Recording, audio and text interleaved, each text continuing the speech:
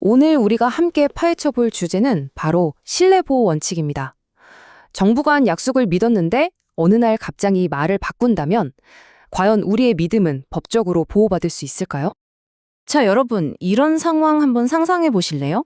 시청의 공식적인 답변을 믿고 사업을 시작하려고 큰 돈을 투자했어요.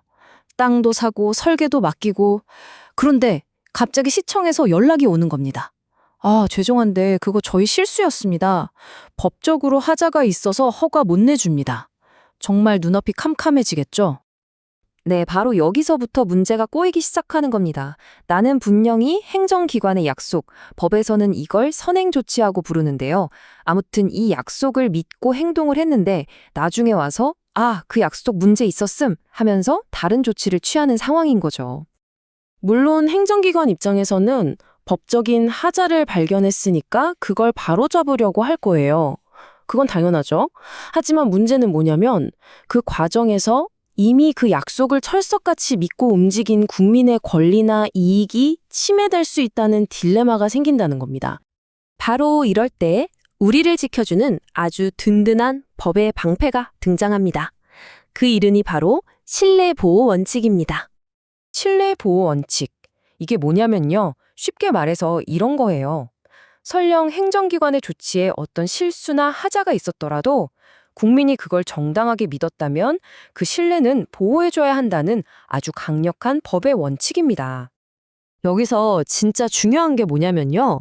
이게 그냥 웬만하면 지켜주세요 하는 권장사항이 아니라는 거예요. 신뢰보호 원칙을 어긴 행정처분은 위법하다, 즉 법을 어긴 것으로 판단돼서 취소될 수 있습니다. 그만큼 강력한 법적인 힘을 가진 거죠. 좋습니다. 그럼 이 강력한 방패, 언제 어떻게 쓸 수 있을까요? 물론 아무 때나 내 믿음을 보호해달라 라고 주장할 수 있는 건 아니고요. 마치 체크리스트처럼 딱 3가지 요건을 만족해야 하는데요. 한번 같이 살펴볼까요? 바로 이 3가지입니다.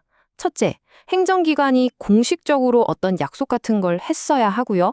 둘째, 내 믿음이 보호받을 만한 가치가 있어야 해요.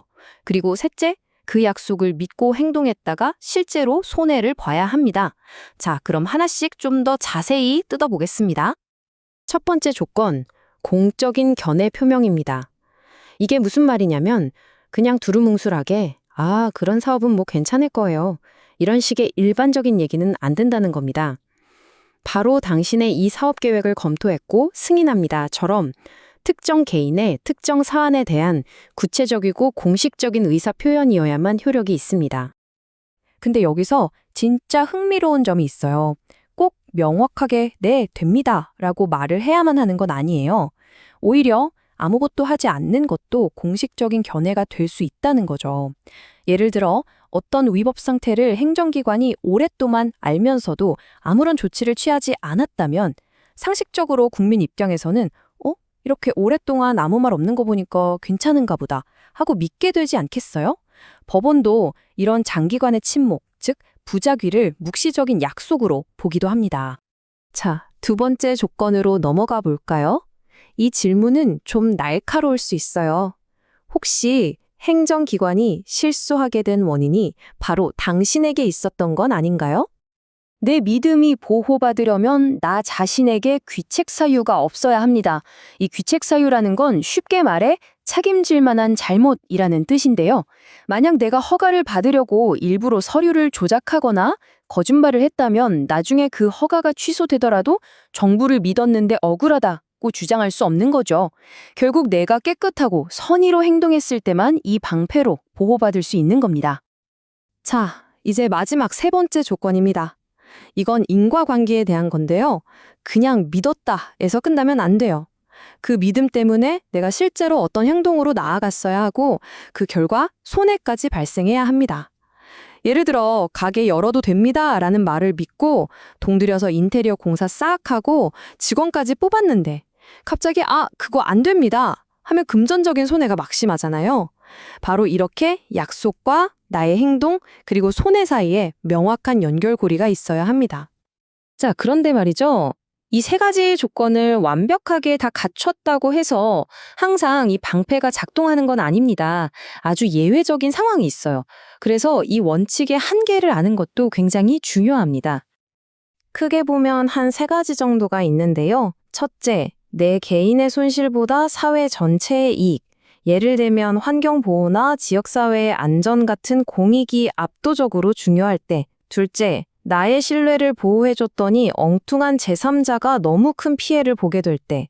그리고 마지막으로 애초에 약속의 기반이 됐던 법률이나 사실관계 자체가 근본적으로 바뀌었을 때는 신뢰 보호를 주장하기가 어렵습니다. 결국 법이라는 게 이런 여러 이익들을 저울질하는 과정이라고 볼 수 있어요.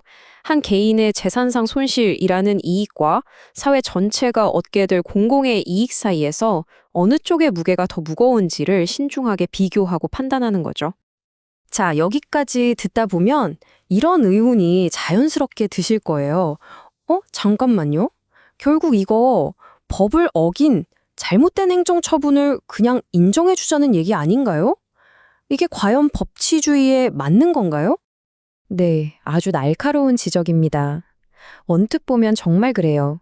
모든 행정은 법에 따라야 한다는 대원칙, 법치주의랑 법에 좀 어긋났더라도 믿음은 지켜줘야 한다는 신뢰보호 원칙이 정면으로 충돌하는 것처럼 보이죠. 하지만 결론부터 말씀드리면 그렇지 않습니다. 여기서 핵심은 법치주의의 진짜 목적이 뭐냐는 거예요. 법치주의는 왜 있죠? 바로 국민을 보호하기 위해서잖아요. 그렇기 때문에 법을 믿은 국민의 정당한 신뢰를 지켜주는 것 자체가 사실은 법치주의의 더 큰 정신을 실현하는 길이라고 보는 겁니다. 그러니까 이 둘은 충돌하는 게 아니라 사실은 같은 곳을 바라보고 있는 거죠. 결국 우리는 이 질문과 마주하게 됩니다. 법은 과연 누구를 위한 것일까요? 단순히 정해진 규칙 그 자체를 지키기 위해 존재하는 걸까요? 아니면 그 법을 믿고 하루하루를 살아가는 우리들을 보호하기 위해 존재하는 걸까요? 바로 이 신뢰 보호 원칙이 우리에게 던지는 아주 근본적인 질문이 아닐까 싶습니다.